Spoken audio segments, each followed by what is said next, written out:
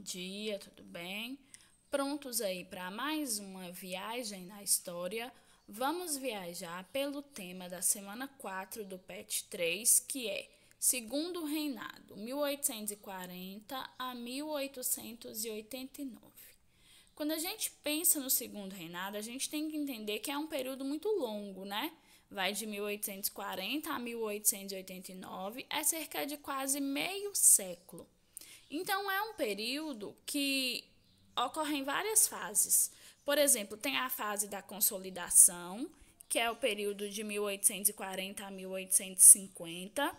Tem a fase da estabilidade, que vai de 1850 a 1889, e tem a crise, o início do fim, né, o declínio aí do governo de Dom Pedro II, que é de 1870 a 1889, terminando aí com a proclamação da República.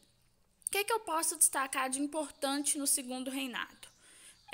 A expansão cafeeira, o primeiro surto industrial, né, chamado Era Mauá, um grande surto industrial, a Lei de Terras de 1850, a chegada dos imigrantes, a Guerra do Paraguai, que vai determinar aí a retirada do apoio do exército ao governo de Dom Pedro II e vai dar início ao declínio do seu governo, e as chamadas leis abolicionistas, né?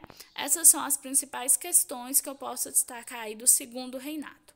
Então, vamos lá às atividades. 1. Explique com suas palavras a seguinte frase: nada mais conservador do que um liberal no poder. Essa frase ela é muito famosa, né? Ela reforça o fato de que liberais e conservadores eles pertenciam à mesma classe e, portanto, defendiam os mesmos interesses. Eles só tinham convicções diferentes quanto à centralização ou à descentralização do poder central, mas isso não mudava quem eles eram de fato. 2. Questão da UFRJ, né? Tem letra A e letra B aí. Ora, disse, não é isto uma farsa? Não é isto um verdadeiro absolutismo? No estado em que se acham as eleições do nosso país, o poder moderador faz a eleição porque há de fazê-la. Esta eleição faz a maioria. Eis, aí está o sistema representativo do nosso país.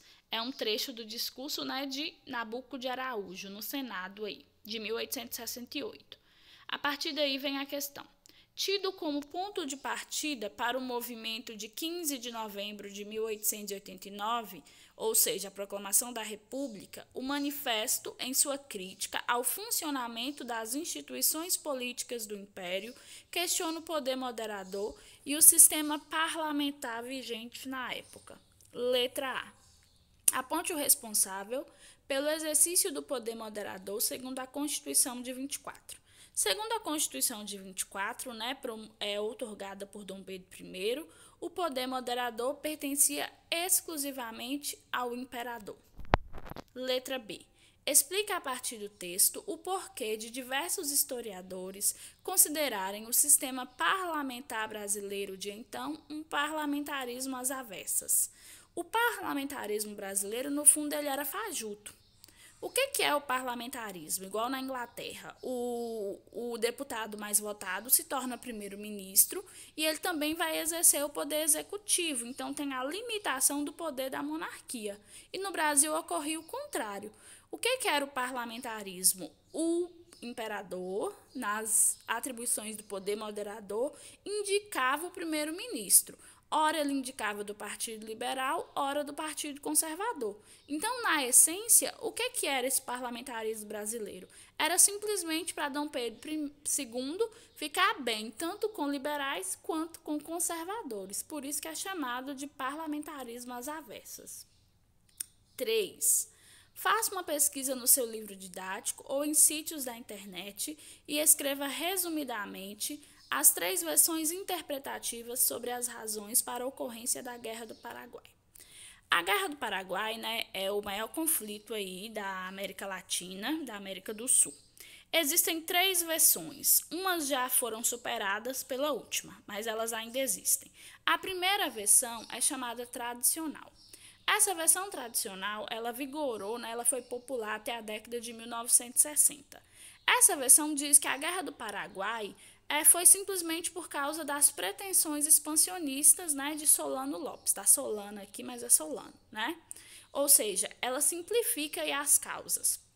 A outra versão, a segunda, que é a versão revisionista, vai falar que o Paraguai era independente, ia se tornar uma potência entre os países da América e isso incomodava a Inglaterra. Então coloca, né, a Inglaterra aí como o país que incitou a Tríplice Aliança a guerrear contra o Paraguai.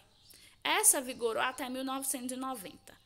A versão chamada neo-revisionista, que é a atual, ela vai atribuir as causas do conflito às disputas territoriais e regionais, né, entre os países da Bacia do Prata.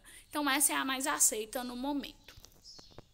4. Uma questão da Unital, uma questão adaptada.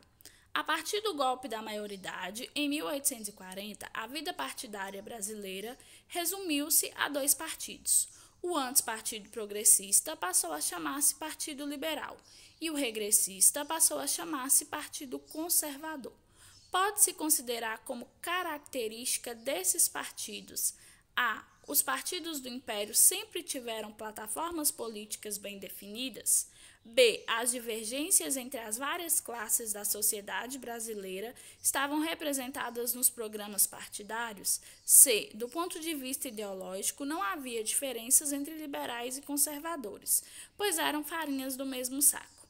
D. Os conservadores sempre estiveram no poder e os liberais sempre estiveram na oposição. Acertou quem colocou letra C. Tem até uma questão que fala aí, né? Não há nada tão conservador quanto um liberal no poder, mostrando que eles eram do mesmo grupo, tinham os mesmos interesses e as mesmas ideologias. Então, eram farinhas do mesmo saco. Letra C, né? Eles representavam a elite, eles não tinham plataformas políticas bem definidas, era tudo muito parecido. Não tinha representantes de outras classes aí nesses partidos, era apenas os membros da elite. E não tinha essa de um era oposição e o outro era um estava no poder e o outro era oposição. Na verdade, era tudo a mesma classe. Acertou quem colocou letra C. Galerinha, terminamos, fechamos aí a nossa viagem na história. Assistam, corrijam e enviem as atividades. Um abraço e até uma próxima viagem na história.